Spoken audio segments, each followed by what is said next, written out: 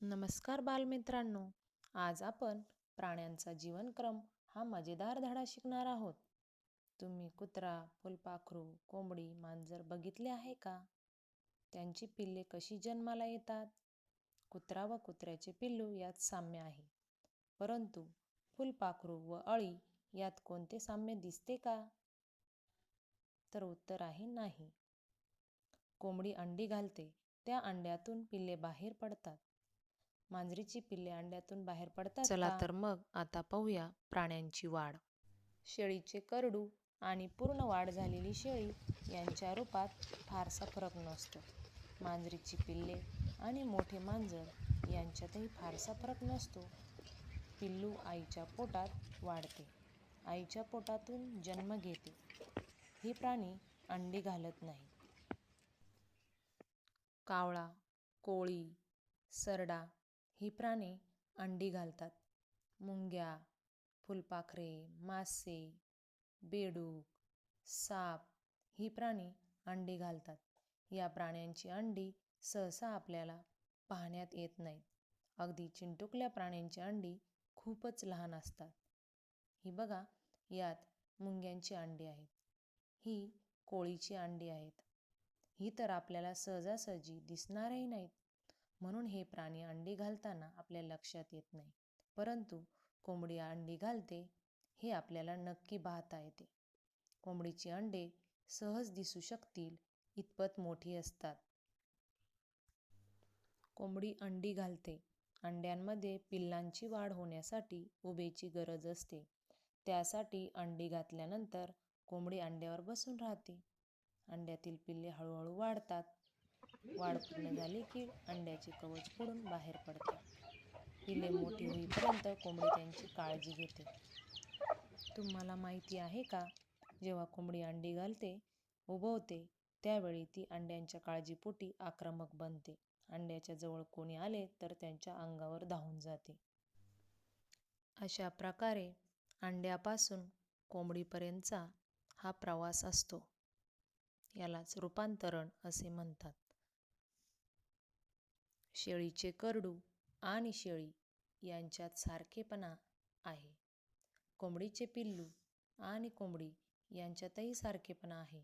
पण फुलपाखराची अळी आणि फुलपाखरू यांच्यात खूप फरक आहे. पिल्लू आणि पूर्ण वाढ झालेला प्राणी यांच्या रूपात लक्षात येण्याजोगी तफावत असणे यालाच रूपांतरण असे म्हणतात.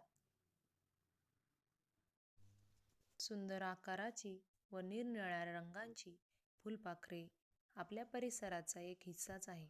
फुलपाखरांचे जीवन वनस्पतींच्या सानिध्यात असते. फुलपाखराची वाढ होताना त्यामध्ये अंडे, अळी, कोश व प्रौढ या 4 अवस्था असतात. त्यातल्या प्रौढ अवस्थेलाच आपण फुलपाखरू असे म्हणतो. बिबळ्या कडवा या नावाचे फुलपाखरू आपल्याकडे खूप मोठ्या प्रमाणात आढळते. बिबट्याच्या अंगावरील ठिपक्यांप्रमाणे याच्या अंगावर ठिपके असतात, म्हणून त्याला बिबळ्या कडवा हे नाव पडले असावे. बिबळ्या कडव्याची मादी रुईच्या पानावर अंडी घालते. अंड्यांमधून 6 ते 8 दिवसांनी अळी बाहेर पडते. ही अंडी अतिशय लहान असतात. फुलपाखराच्या अळीलाच सुरवंट असे म्हणतात.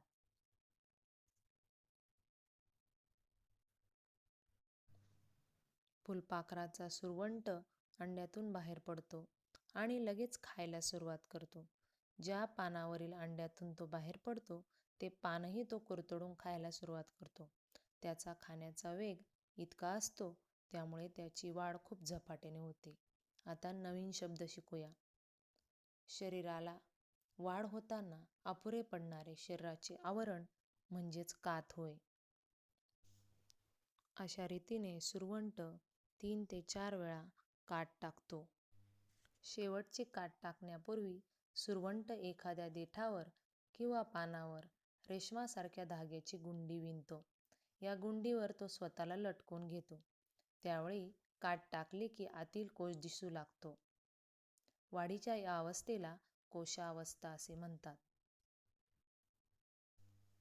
कोशाच्या आत बिबळ्या कडवा सुमारे 11 ते 12 दिवस असतो. या अवस्थेत तो काहीही खात नाही, पण त्याच्या शरीरात महत्त्वाचे बदल घडून येत असतात. कोशात बिबळ्या कडव्याची वाढ पूर्ण होते. नंतर प्रौढ अवस्थेतले फुलपाखरू कोशाच्या आवरणातून बाहेर येत असते. यावेळी फुलपाखराला 6 लांब पाय व आकर्षक पंख असतात.